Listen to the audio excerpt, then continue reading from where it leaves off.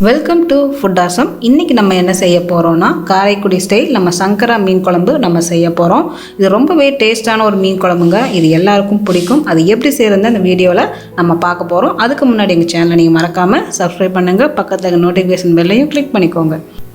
இப்போ நம்ம ஃபஸ்ட்டு நம்ம கூட்டிடலாம். இப்போ நான் ஒரு பெரிய நெல்லிக்காய் அளவு புளியை கரைச்சி ஊற்றிருக்கேன். இப்போது 1/2 டீஸ்பூன் அளவுக்கு நம்ம மஞ்சள் தூள் சேர்த்துக்கலாம். இது கூடவே நம்ம 1 டீஸ்பூன் அளவுக்கு மிளகாய் தூள் சேர்த்துக்கலாம். உங்கள் காரத்தோட அளவுக்கு ஏற்ற மாதிரி நீங்கள் சேர்த்துக்கோங்க. இது கூடவே நம்ம தனியாத்தூள் 3 டேபிள் ஸ்பூன் அளவுக்கு நம்ம சேர்த்துக்கலாம். இது ரெண்டும் வேணான்னா நீங்கள் குழம்பு மிளகாய் தூள் நீங்கள் 3 டேபிள் ஸ்பூன் நீங்கள் போட்டுக்கோங்க. இல்லாதவங்க இந்த மாதிரி நீங்கள் செஞ்சுக்கலாம். இது கூடவே நம்ம 1/2 டீஸ்பூன் அளவுக்கு வறுத்து ஜீரக பொடி நம்ம சேர்த்துக்கலாம். இது கூடவே குழம்புக்கு தேவையான அளவு உப்பு நம்ம சேர்த்துக்கலாம். கொஞ்சம் கருவேப்பிலையை நம்ம சேர்த்துக்கலாம். இது எல்லாத்தையும் நல்லா நம்ம மிக்ஸ் பண்ணிக்கலாம்.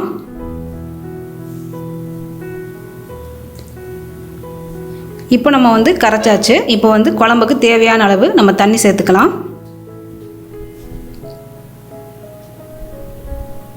இப்போ இது கூடவே ஒரு பச்சை மிளகாய் இந்த மாதிரி 2ஆக உடைச்சி நம்ம போட்டுக்கலாம். இப்போ நமக்கு குழம்பு கூட்டியாச்சு. இப்போ நம்ம குழம்பு நம்ம செஞ்சிடலாம். கடாயில் நம்ம நல்லா 3 டேபிள் ஸ்பூன் அளவுக்கு நம்ம நல்லெண்ணெயோ ரீஃபைண்ட் ஆயிலோ நம்ம ஆட் பண்ணிக்கலாம். எண்ணெய் நல்லா காஞ்சதுக்கப்புறமா 1/2 டீஸ்பூன் அளவுக்கு நம்ம கடுகு சேர்த்துக்கலாம். கடுகு நல்லா பொரிய விட்டுங்க. பொரிய விட்டால் தான் குழம்பு நல்லா டேஸ்ட்டாக இருக்கும்.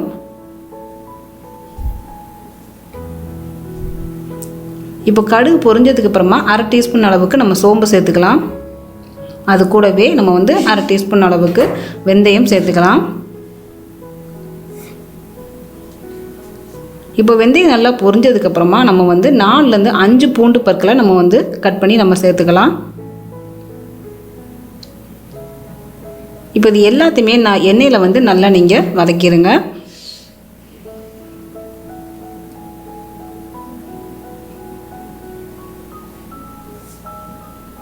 இப்போ இது கூடவே நான் ஒரு 10 சின்ன வெங்காயத்தை நான் பேஸ்ட்டாக நான் அரைச்சி வச்சுருக்கேன். அது இதில் ஆட் பண்ணிடுங்க எண்ணெயில்.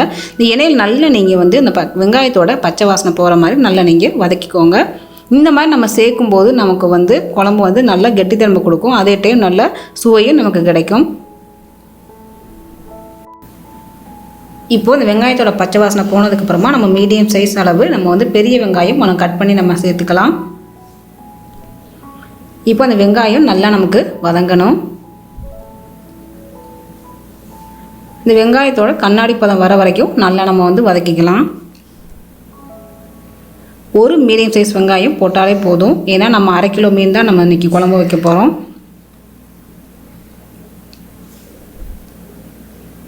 இப்போ நான் 3 தக்காளியை பேஸ்ட் பண்ணி வச்சுருக்கேன். இது கைனால் பிசைஞ்சது. நீங்கள் மிக்சியில் போட்டுறாதீங்க. கைனால் பிசைஞ்சு வச்சுக்கோங்க. அப்போ தான் குழம்பு நல்லா டேஸ்ட்டாக இருக்கும். நீங்கள் மிக்சியில் போட்டிங்கன்னா குழம்பு உங்களுக்கு டேஸ்ட்டாக இருக்காது. அதே டைம் நீங்கள் மிக்சியில் போட்டிங்கன்னா நல்லா பேஸ்ட் ஆயிரும். நீங்கள் கையில் பிசைஞ்சிங்கன்னா முந்தலும் பிந்தலமாக இருக்கும் தக்காளி. அந்த மாதிரி இருந்தாலும் உங்களுக்கு மீன் குழம்பு நல்ல டேஸ்ட்டு கொடுக்கும். கெட்டித்தன்மையும் உங்களுக்கு இருக்கும். நீங்கள் முத நாளை விட மறுநாள் வச்சு சாப்பிடும்போது ரொம்பவே அருமையாக இருக்கும். அந்த 3 தக்காளியுமே மீடியம் சைஸ் அளவு தக்காளி. ஏன்னா நம்ம ஒரு வெங்காயம் தான் நம்ம போட்டிருக்கோம். அதுவும் மீடியம் சைஸ் அளவு தான் வெங்காயம் போட்டிருக்கோம். இப்போ அந்த வெங்காயம் தக்காளி பச்சை வாசனை போகணும். அதுக்கு நம்ம சிம்மில் வச்சு நம்ம 5 நிமிஷம் அப்படியே விட்டுறலாம். பாருங்கள், நல்லா பச்சை வாசனைலாம் போய் எண்ணெய் நல்லா பிரிஞ்சு வந்திருக்கு. இப்போது வெங்காயம் தக்காளி நல்லா வதங்கிருச்சு. இப்போ நம்ம கூட்டி வச்சுருக்கிற குழம்பு நம்ம இதிலேருந்து எடுத்து ஊற்றிடலாம். இந்த மாதிரி நம்ம குழம்பு செய்யும்போது குழம்பு ரொம்பவே நல்லா டேஸ்ட்டாக இருக்குங்க. நல்லா உப்பு புளி எல்லாம் இறங்கி மறுநாள் ரொம்பவே அருமையாக இருக்கும் சாப்பிட்றதுக்கு.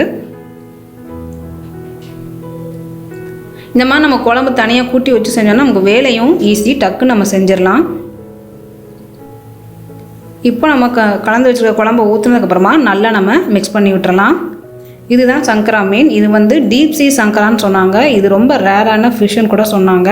இது அதிகமாக கிடைக்காதான். ஸோ வந்திருந்தப்போ நான் வாங்கியிருந்தேன்.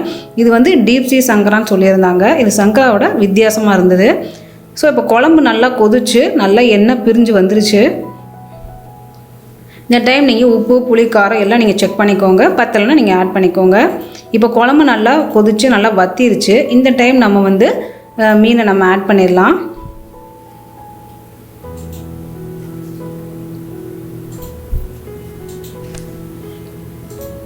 இப்போது ஒவ்வொரு பீஸாக நம்ம வந்து குழம்புல சேர்த்துடலாம்.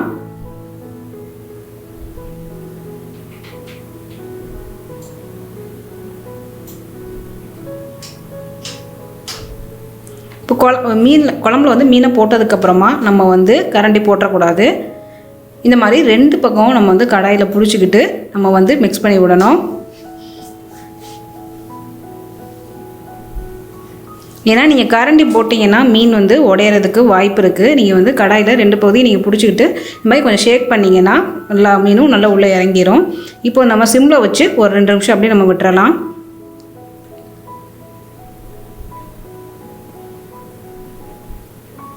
பாருங்கள், சூப்பராக மீன் வெந்துருச்சு பாருங்கள். ஜென்ரலாகவே எல்லா மீனுமே 2 நிமிஷம் தான், அதுக்குள்ளே மீன்லாம் வெந்துடும். பாருங்கள், சூப்பராக நமக்கு சங்கரா மீன் குழம்பு தயாராகிடுச்சு. இது நீங்கள் இட்லி, தோசை, ரைஸ் எல்லாத்துக்குமே நீங்கள் வச்சு சாப்பிடலாம். ரொம்ப நல்லாயிருக்கும். இது கூட வறுத்த மீன் இல்லை வறுத்த ப்ரான்ஸு, அது ரொம்பவே பெஸ்ட்டான ஒரு காம்பினேஷனாக இருக்கும். இதை நீங்கள் ட்ரை பண்ணி பாருங்கள். செஞ்சு பார்த்துட்டு எனக்கு கமெண்ட் பண்ணுங்கள். இந்த வீடியோ பிடிச்சிருந்ததுன்னா உங்கள் ஃப்ரெண்ட்ஸுக்கு நீங்கள் ஷேர் பண்ணுங்கள், லைக் பண்ணுங்கள். நன்றி.